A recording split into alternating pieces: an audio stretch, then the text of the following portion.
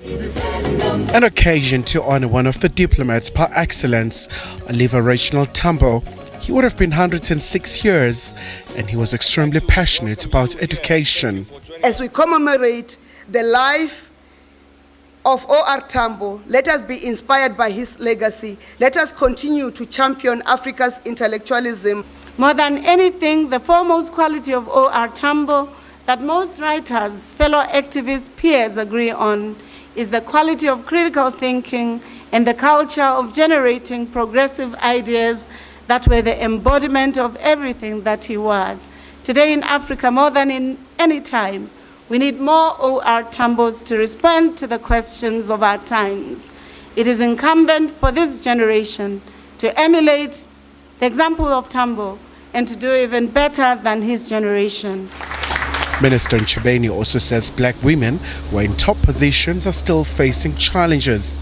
Because in the midst of everything, there is a tendency to want to minimize the achievement of a black child, in particular black women. They demonize us. They demonize us. They say all things because they do not want an African girl child to rise. Tambo family says they'll always cherish the anti-Apartheid icon. He was an extremely religious person. So very often when he would come, and he would come to the United Kingdom only about twice a year, but we would go driving because we were all in boarding school, so we would go off driving around the countryside.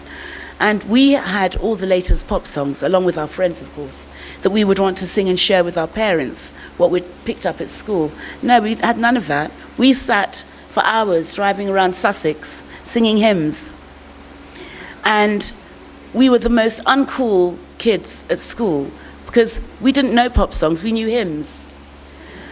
And to this day, when I get into the car, sometimes I start singing and I just have to check myself. No, they're not here anymore.